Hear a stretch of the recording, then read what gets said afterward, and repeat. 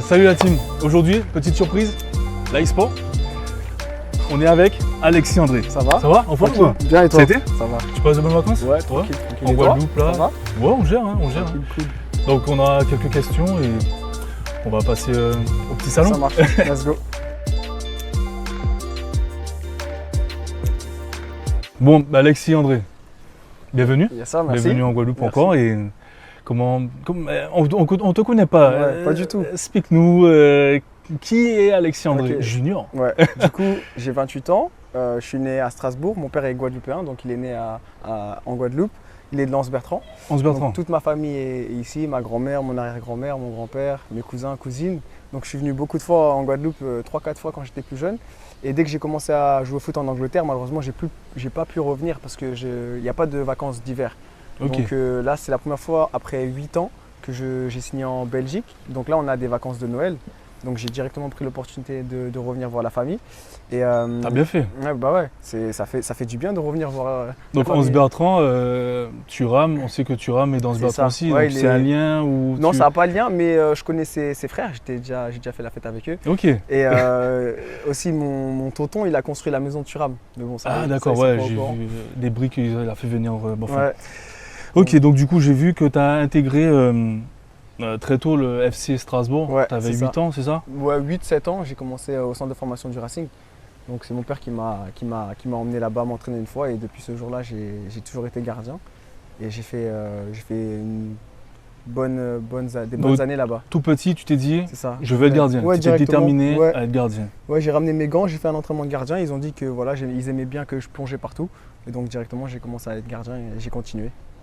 Et dans ta carrière, après tous les clubs, enfin tous les pays, quelle étape a été le plus dur pour toi? Ben, c'est quand tu es jeune et que tu n'es pas dans un centre de formation. Ça, c'est le moment le plus compliqué parce que tu ne sais pas comment est-ce que tu vas réussir pour devenir footballeur professionnel. Parce que tu te dis que tu as l'image de faut être dans un centre de formation pour pouvoir être pro. Et si Ouais. tu n'es pas dans un centre de formation, tu n'as aucune chance de devenir pro. Mais j'ai eu la chance de faire la Nike Academy, qui était un endroit pour les joueurs amateurs qui puissent avoir la chance de signer pro. Donc c'était en Angleterre. Donc j'ai fait des essais en France, à Lyon. Après j'ai fait la finale nationale de Nike. Après j'ai fait la finale monde en Angleterre. Et après j'ai intégré la Nike. Et donc grâce à ce parcours-là, j'ai pu signer professionnel. Mais le moment le plus dur, c'est vraiment quand tu es dans un club amateur et que tu te dis tu as 18 ans, 19 ans, tu peux plus intégrer un centre de formation. Qu'est-ce que tu Surtout vas au faire? poste de gardien. Voilà, au poste de gardien de but. Assez ingrat. Ouais. Comment tu as pu gérer cette pression Parce que le poste de gardien, en Ouais. général, les jeunes, c'est attaquant, c'est Ouais. ils veulent buteur. Bah, Est-ce que tu avais une pression ou c'était pour toi simple d'accéder? Bah non, t'as toujours de la pression quand tu joues au foot, mais après c'est à toi d'utiliser cette pression comme de l'adrénaline et de te donner à fond. Tu vois, la pression normalement ça doit pas te bouffer et tu dois pas être stressé après ça. C'est le contraire. Et avec ton expérience, est-ce qu'il y a un projet, enfin quelque chose que tu aurais changé avec l'expérience? Parce qu'après on réfléchit, enfin, quand on réfléchit, Ouais. est-ce que tu De vois mon parcours. de ton parcours? Franchement, il n'y a Ou vraiment c'est- rien que j'aurais changé Ah. parce que toutes ces étapes ont fait que maintenant je suis là où je suis aujourd'hui. Bien. Donc j'ai eu beaucoup de failures, je sais pas comment dire en français, d'échecs qui ont fait que ça m'a mis des step back pour Ok. arriver à là où je suis aujourd'hui, mais j'ai aucun regret parce que si j'avais pas par exemple quitté certains clubs qui voulaient pas me donner l'opportunité de jouer, aujourd'hui je serais pas arrivé là où je suis, donc en deuxième division en Belgique, j'aurais été encore deuxième gardien en 6-7e division En Angleterre. ou en 5e division et je vais Ok. pas jouer de match. Donc non, en vrai j'ai aucun regret et je suis content de mon parcours. Et donc là, aujourd'hui, qu'est-ce qui te motive à progresser, à te battre pour garder ta place? Ouais. Ce qui me motive, c'est que je suis entre guillemets en deuxième division belge. Donc moi, mon objectif, c'est d'aller encore plus haut, d'être en première Anderlecht, jouer division. contre Anderlecht, Voilà. Bruges, tout ça. Ok. Donc, cette année, j'ai eu la chance de jouer contre Charleroi, donc un club de première division belge en Coupe de Charleroi, Belgique. oui. Voilà, on a perdu 1-0 à la dernière minute du match. Donc quand tu fais ce genre de match, tu te dis qu'en vrai, il n'y a pas de grosse différence entre la première et la deuxième division. On a le même niveau et qu'il faut juste avoir l'opportunité de pouvoir être dans ce genre de club. Donc ouais, c'est ça qui me motive parce que tu as encore du chemin à faire avant le plus haut niveau. Ok.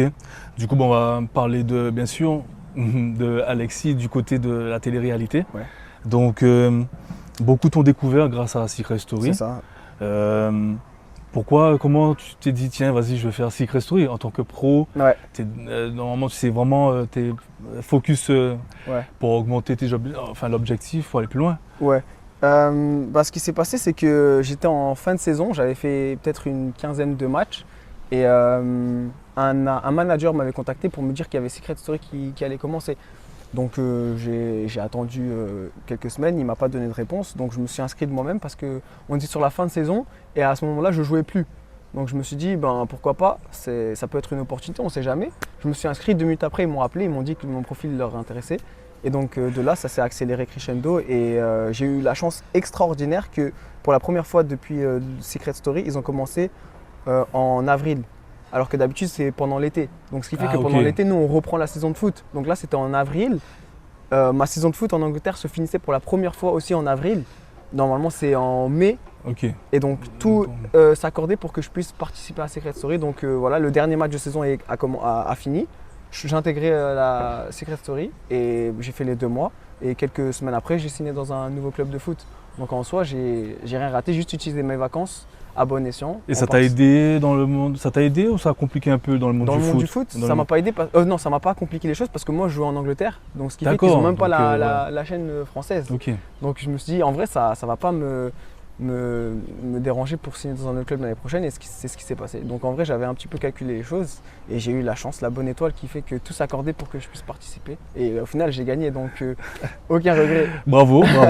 Et du coup, ça t'a apporté cette aventure en Secret Story, ça t'a apporté quoi de plus pour toi personnellement en tant qu'homme? C'est vraiment humainement parlant. Le fait de devoir t'intégrer avec des personnes qui ne sont pas du tout de ton monde. Des personnes totalement différentes de toi et tu dois quand même interagir avec eux, créer des liens, etc. Rester pendant 2 mois enfermé dans une maison, avoir une routine de vie. Donc je l'avais déjà grâce au foot, mais là tu dois la faire dans une maison avec des gens autour de toi. Et donc juste t'ouvrir plus aux gens parce que moi c'était pas quelque chose de facile pour moi parce que j'étais un peu plus renfermé sur moi-même, focus sur ma carrière, ma vie, etc. Et là tu dois vraiment être focus et vraiment parler avec tout le monde parce que si t'es pas ami avec tout le monde, tu peux te faire virer directement. D'accord. Donc vraiment ça m'a aidé. Donc demain on t'appelle pour une autre télé-réalité? Non, jamais. Non, tu ne le fais plus? Non, jamais. Là c'est focus. C'est parce que c'était Secret Story et c'était vraiment le show le plus connu et en soi tu peux vraiment contrôler ton image dans Secret Story. Donc il n'y a pas de... Ils éditent, mais en soi c'est ce que tu montres. Vraiment, c'est ta personne, c'est toi qui parles. Ils ne te posent pas sur une chaise comme ils font dans certaines télé-réalités et ils te disent ok, action, tu as les caméramans et tu as les 5 personnes derrière toi pour te dire vas-y, ça commence. Là, c'est vraiment toi, tu es dans la maison. Si tu veux dormir toute la nuit, tu peux dormir toute la journée et il n'y aura pas de contenu de toi. Si tu veux faire le fou ou parler ou être gentil, c'est ta personnalité. Donc je me suis dit, il n'y a pas de raison pour que ça se passe mal parce que je vais juste montrer ma personnalité. C'est à moi d'être moi-même en soi. Et si les gens aiment, ils vont aimer. S'ils ne vont pas aimer, ils ne vont pas aimer. Ouais, c'est ça. Donc il y a des gens qui arrivent à sortir de Secret comme moi, j'ai eu de la chance avec une bonne image. Et il y en a d'autres, ils font totalement l'opposé, mais ce n'est pas la faute de la production. Pour moi, personnellement, je pense que c'est vraiment l'image que tu donnes. D'accord, je vais postuler aussi. Et du coup, on sait que dans le foot, il y a toujours une fin. Tu te vois comment dans 10 ans, même dans 5 ans? Moi, j'ai 28 ans, donc pour moi, en tant que gardien, si je continue à avoir une bonne hygiène de vie, je peux encore continuer assez longtemps. Donc pour moi, mon but, c'est d'essayer d'aller le plus haut niveau, de toucher le plus haut niveau, d'y rester, de jouer le plus d'années possible. J'imagine. Et après, quand la fin de carrière arrivera, on verra. Mais je pense que moi, quand physiquement ça ne suivra plus, j'aurai plus forcément besoin de jouer au foot. Je peux me consacrer sur d'autres projets parce que j'ai la chance de faire d'autres choses. J'ai été très polyvalent, donc tant que le physique et la mentalité suivent, moi, je vais continuer à faire du foot. Tu as bien raison. Et on va parler aussi bien sûr de ta carrière internationale. On sait que tu es marocain aussi par rapport à ta mère, c'est ça? Ouais, c'est ça. Père guadeloupéen. Et tu as été recruté, on t'a appelé en U23, c'est ça? Quand j'étais à Bristol Rovers. Oui, j'ai eu l'opportunité pour jouer pour l'équipe du Maroc une fois. Mais après, c'est sûr que ces racines-là, je ne les connais pas vraiment. Je suis plus du côté de mon père parce que mon père m'a élevé depuis petit. Donc c'est sûr que la Guadeloupe aussi, c'est quelque chose que je regarde et je prête très forte attention. J'ai aussi un ami qui s'appelle Thierry Ambrose, l'attaquant qui joue dans le même championnat que moi d'ailleurs, en Belgique. En Belgique, d'accord. C'est l'attaquant de la Guadaboy.